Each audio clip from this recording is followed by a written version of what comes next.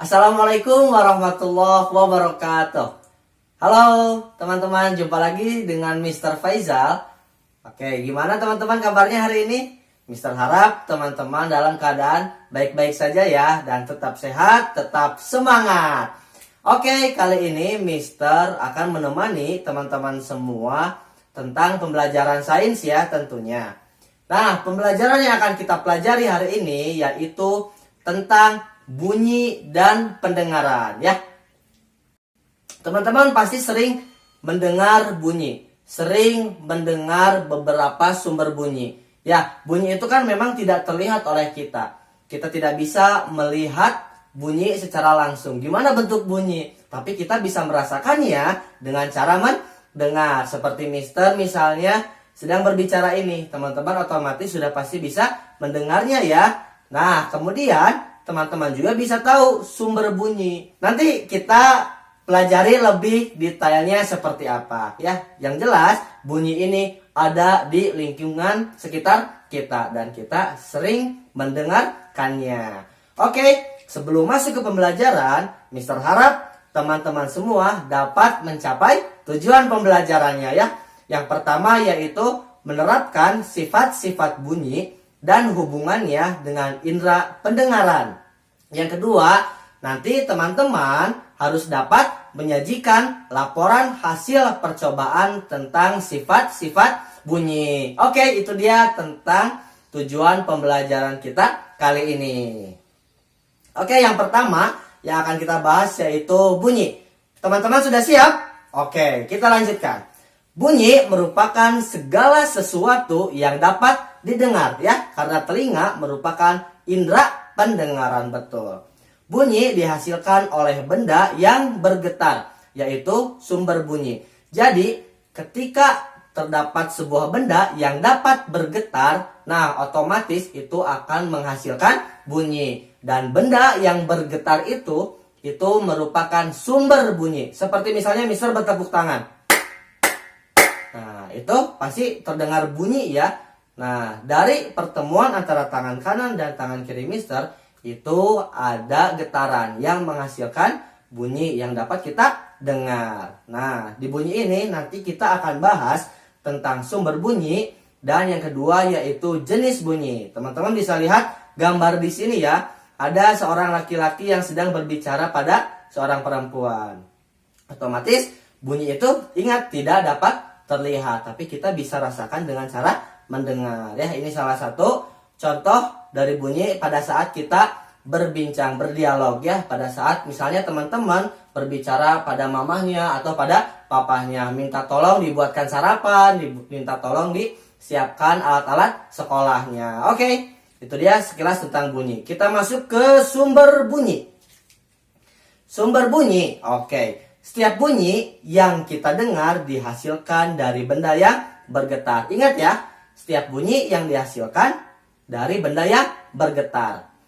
Benda tersebut disebut juga sebagai sumber bunyi.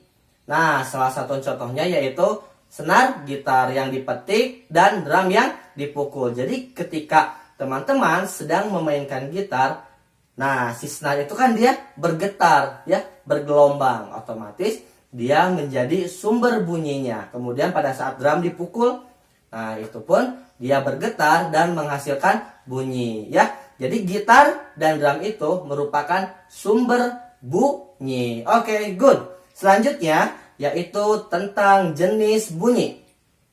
Setiap getaran memiliki frekuensi. Jadi getaran pada saat sumber bunyi bergetar, nah itu tuh memiliki frekuensi. Frekuensi itu apa?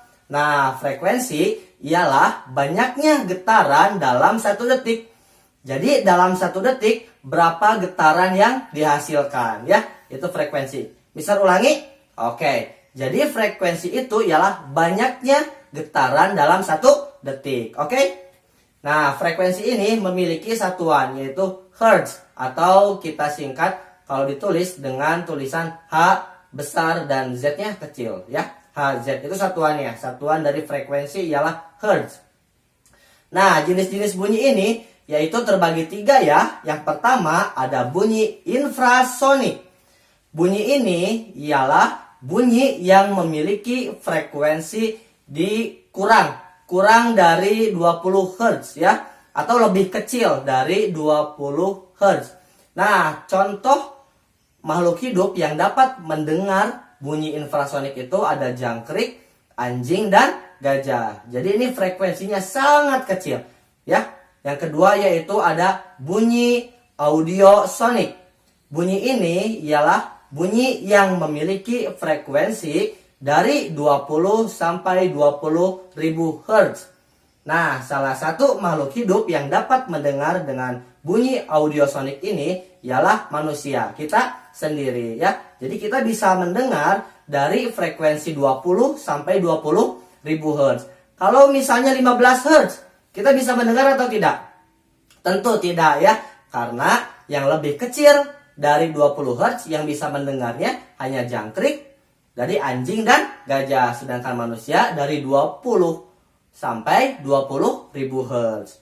Nah, yang ketiga dan terakhir yaitu bunyi ultrasonik. Bunyi yang memiliki frekuensi lebih besar dari 20 ribu Hz ya. Contohnya yang bisa mendengar yaitu ada kelelawar, paus, dan lumba-lumba. Bunyi ultrasonik ini sangat kencang, sangat tinggi sekali nadanya ya. Jadi teman-teman ingat bahwa jenis bunyi ini ada 3. Yang pertama ada bunyi infrasonik, kemudian bunyi audiosonik, dan terakhir ada bunyi ultrasonik. Nah, itu dia teman-teman tentang jenis bunyi. Selanjutnya kita masuk ke amplitudo. Oke. Nah, pada alat musik, tinggi rendahnya frekuensi menentukan tinggi atau rendahnya nada, ya. Perlu diingat, nada yang tinggi otomatis memiliki frekuensi yang tinggi juga. Frekuensi yang rendah akan menghasilkan nada yang rendah juga. Bukan volume ya, bukan keras atau lemahnya suara yang kita dengar, tapi nada. Ada yang tinggi, ada yang rendah. Ketika frekuensinya tinggi, otomatis nada yang dikeluarkannya pun akan tinggi. Ketika frekuensi rendah, nah nada yang dikeluarkannya pun akan rendah. Oke, nah itu ya teman-teman harus bedakan. Frekuensi itu berhubungannya dengan nada. Kemudian ada amplitudo. Nah, apa sih amplitudo itu? Nah, amplitudo itu ialah simpangan terbesar suatu getaran terhadap kedudukan diamnya. Maksudnya gimana? Nah, pada saat kita berbicara kan kadang suka pelan, suka besar, atau kecil. Nah, seperti itu. Atau berbisik-bisik. Nah, itu hubungannya atau volume. Atau volume ya, kita sebutnya volume amplitudo itu. Nah, hubungannya itu dengan besar atau kecilnya suara kita.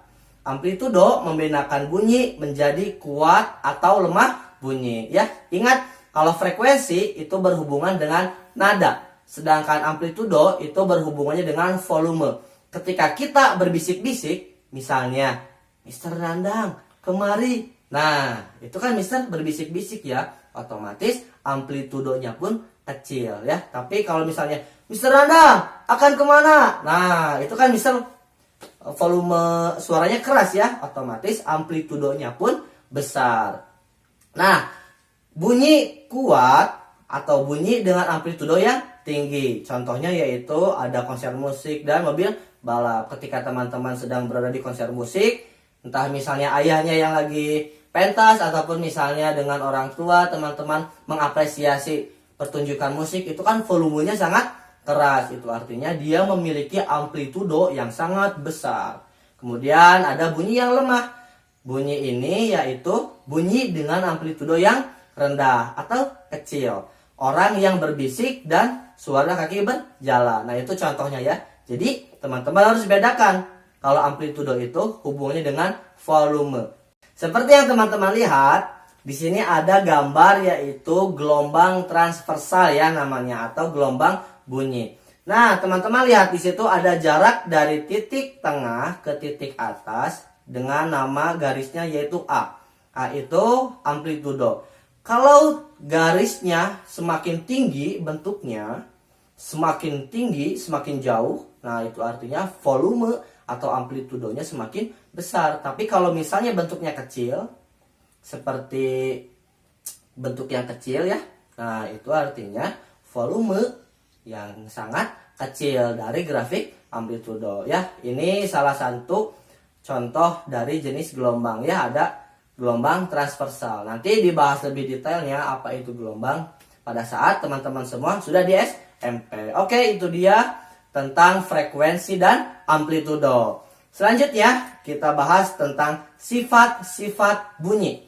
Yang pertama yaitu bunyi dapat merambat. Maksudnya merambat yaitu bunyi dapat sampai dari titik A ke titik B. Misalnya dari pintu kelas ke ujung kelas. Itu kan merambat ya.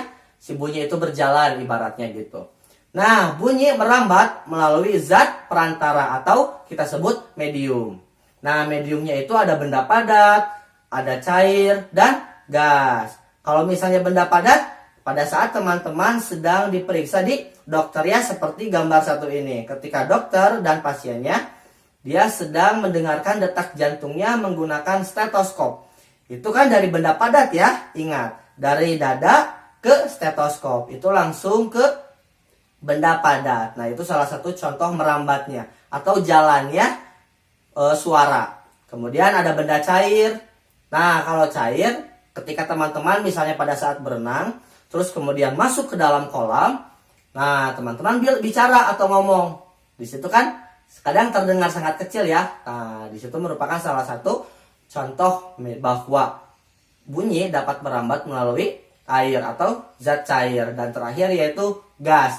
Kalau gas jelas ya, seperti udara. Ketika teman-teman berbicara di depan kelas, ketika teman-teman bertanya kepada guru atau kepada temannya, nah itu salah satu contoh bunyi merambat melalui udara. Atau contoh lain ketika teman-teman sedang mendengarkan video ini. Ya, antara handphone teman-teman atau komputer teman-teman dengan telinga teman-teman itu kan ada jaraknya ya. Nah, jarak di situ merupakan contoh dari perambatan gas. Kecuali yang pakai headset atau pakai earphone. Kalau itu dari benda padat. Kemudian perambatan bunyi yang paling cepat ialah melalui benda padat. Jadi merambatnya bunyi itu paling cepat ternyata di benda padat, bukan di udara ya. Ketika dokter sedang memeriksa pasiennya dengan stetoskopnya, itu sangat cepat perambatannya. Atau melajunya dengan sangat cepat si bunyinya ya. Jadi bunyi yang Mister ucapkan kepada si pendengar itu sangat cepat kalau di benda padat. Kemudian benda cair, nah setelah benda padat ternyata yang paling cepat kedua yaitu benda cair. Dan yang paling lambat bunyi merambat melalui gas. Ternyata pada saat kita berbicara dengan teman atau dengan guru atau dengan orang tua dengan medium perantara udara itu masih terbilang lambat ya. Tapi padahal sebenarnya kita mendengar secara real time ya. Apa yang mereka ucapkan kita langsung dengar. Tapi ini hitungan lambatnya sangat kecil dibandingkan dengan benda padat ya. Teman-teman harus ingat bahwa yang pertama bunyi dapat merambat. Merambatnya di benda padat, cair dan gas. Oke, itu dia yang pertama. Yang kedua yaitu bunyi dapat dipantulkan. Yang pertama yaitu bunyi pantul yang memperkuat bunyi asli. Maksudnya, nah ketika teman-teman sedang bernyanyi di kamar mandi, suara teman-teman pasti akan terdengar lebih nyaring ya, lebih jelas. Hal itu disebabkan jarak antar sumber bunyi dengan bidang pantul atau dinding sangat dekat sehingga bunyi pantul kembali dalam waktu yang singkat. Jadi ketika teman-teman sedang bernyanyi, nah kemudian si suara yang dari teman-teman hasilkan akan memantul lewat dinding yang ada di kamar mandi. Karena ruangan yang sempit atau misalnya relatif kecil sehingga suara yang dihasilkan teman-teman akan dipantulkan secara real time atau dengan waktu yang sangat cepat. Itu artinya suara teman-teman akan lebih terdengar, lebih nyaring ya. Itu yang pertama. Kemudian yang kedua yaitu gema. Gema ialah bunyi pantul yang muncul setelah bunyi asli ya. Gema ialah bunyi pantul yang muncul setelah bunyi asli. Sehingga bunyi yang terdengar menjadi sedikit kurang jelas. Gema terjadi jika dinding pantul terletak amat jauh dari sumber bunyi. Jadi ketika teman-teman berbicara, untuk memantulkan suara dari teman-teman itu sangat jauh pantulannya. Nah, biasanya yang jauh jaraknya dengan sumber suara kita itu ada di tebing atau di gua. Contoh gema, nah misalnya gini. Ketika teman-teman mengucapkan kata merdeka, ya, merde dan ka. Kemudian bunyi pantulnya itu akan muncul setelah teman-teman mengucapkannya. Jadi ketika teman-teman sedang berbicara, misalnya merdeka, setelah teman-teman selesai, nah pantulannya baru datang. Merdeka, merdeka. Nah, sehingga bunyi yang dapat didengar yaitu merdeka, merdeka. Merdeka yang pertama dari suara teman-teman, sedangkan merdeka yang kedua itu suara pantulan teman-teman, ya. Itu gema. Yang ketiga yaitu ada gaung. Gaung sebagai bunyi pantul yang terdengar bersamaan dengan bunyi asli, sehingga bunyi yang terdengar tidak jelas. Gaung terjadi dalam ruangan yang tertutup seperti gedung bioskop dan studio musik. Nah, contoh gaung itu misalnya ketika teman-teman masih mengucapkan kata merdeka, tetapi bunyi pantul yang muncul itu setelah teman-teman mengucapkan kata mer misalnya. Jadi pada saat merde, de. Nah, pada saat teman-teman mengucapkan kata de itu, bunyi pantulnya itu baru datang. Sehingga merdeka. Nah, ketika D itu teman-teman baru si pantulannya baru datang, sehingga bunyi yang dapat didengar dengan sangat jelas itu hanya kata mer dan k. Sedangkan kata D dan k-nya pada saat teman-teman berbicara itu terdengar sangat tidak jelas, ya. Teman-teman boleh lihat bagaimana datang atau perginya bunyi pada saat gaung ini. Jadi bunyi yang dapat didengar itu hanya kata mer dan k-nya saja yang jelas. Sedangkan d-nya itu terdengar tidak jelas. Oke. Selanjutnya yaitu tentang manfaat pemantulan bunyi. Yang pertama yaitu mendeteksi keretakan pada logam. Nah, prosesnya yaitu menggunakan gelombang ultrasonik, ya, untuk memeriksa retakan-retakan tersembunyi pada bagian pesawat terbang. Selain pesawat terbang juga bisa di kapal laut, ya. Jadi prosesnya gelombang ultrasonik dipancarkan pada badan pesawat. Nah, kemudian jika ada retakan pada badan atau pada logam pesawat tersebut, pantulan ultrasonik akan terdeteksi. Itu artinya bahwa pesawat tersebut mengalami keretakan, atau pada kapal laut juga. Ketika kita memancarkan gelombang ultrasonik pada pada kapal laut, kemudian jika ditangkap kembali dan terdeteksi bahwa ada retakan, nah itu akan diproses dan akan diperbaiki. Yang kedua yaitu USG. Dalam bidang kedokteran, nah gelombang ultrasonik ini dimanfaatkan untuk melakukan pemeriksaan medis, ya, dengan gelombang ultrasonografi atau USG prosesnya. Misalnya pemeriksaan pada kandungan pada ibu hamil, ya. Jadi ketika teman-teman masih berada dalam kandungan atau berada dalam rahim ibu, nah pasti teman-teman dilakukan USG oleh orang tua kalian. Coba sekali-sekali tanyakan pada mama atau pada ibu kalian, apakah waktu mengandung teman-teman, nah teman-teman dilakukan USG atau tidak.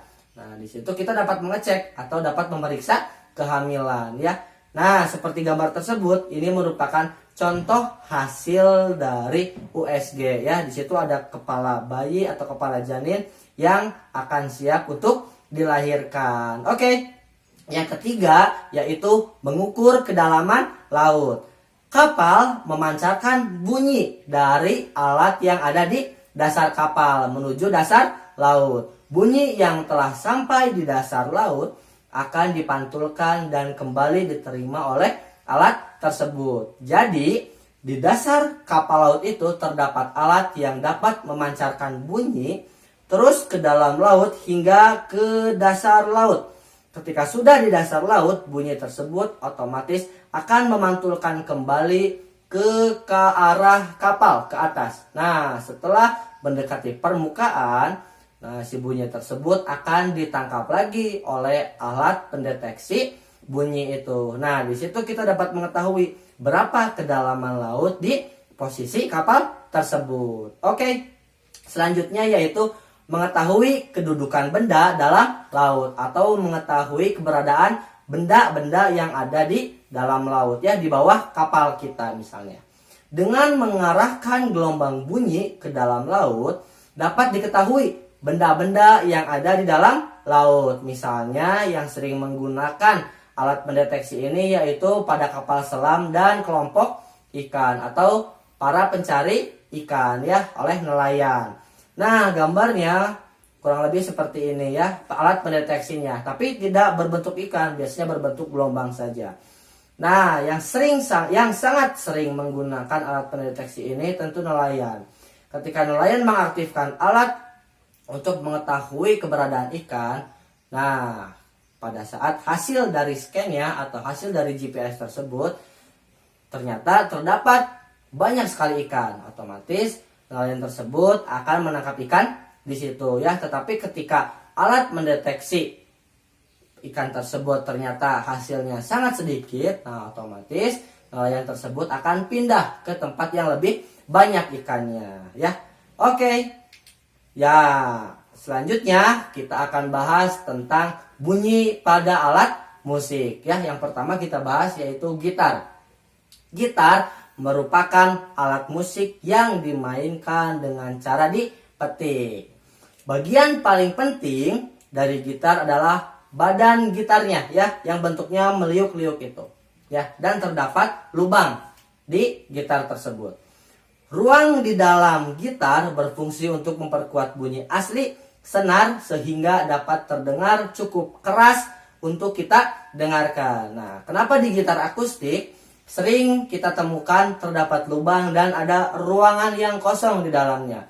Nah, hal itu berfungsi agar suara yang dihasilkan lebih keras ya, lebih jelas juga. Beda dengan gitar elektrik. Kalau gitar elektrik kan tidak terdapat ruangan ya, atau tidak terdapat lubang.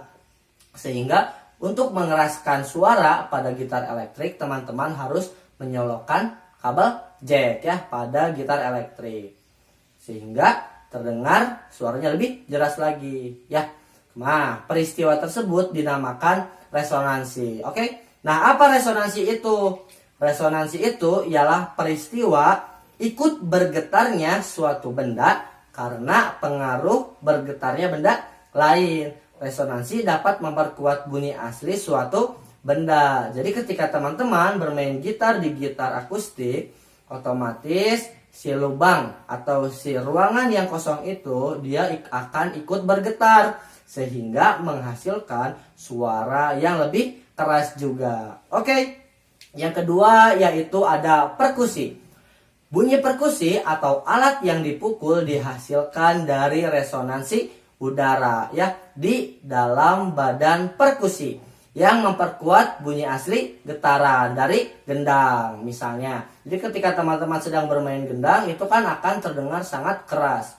Nah, di gendang tersebut tentu ada ruang kosongnya atau ruang resonansinya. Hal itu untuk memperkeras bunyi dari gendang tersebut. Nah, contoh yang bisa ambil di sini selain gendang tadi yaitu ada bongo ya. Bongo ini lapisan atasnya itu terbuat dari kulit. Nah, ketika teman-teman pukul si bongo tersebut, nah otomatis bunyinya akan terdengar keras karena di bawah kulit tersebut yaitu ada lubang resonansi yang tadi fungsinya untuk memperkeras suara. Yang ketiga yaitu ada trompet. Bunyi trompet berasal dari aliran udara yang menggetarkan ruang tabung trompet ya. Trompet ini merupakan alat tiup. Pengaturan nada dilakukan dengan menutup yang ada pada badan trompet. Nah, jadi trompet itu bunyinya lebih keras tuh karena si udara yang kita tiup mengalir melalui tabung-tabung yang ada di trompet. Nah, untuk mengatur nadanya di situ ada 3 tombol nada ya, disesuaikan dengan kebutuhan nadanya. Oke.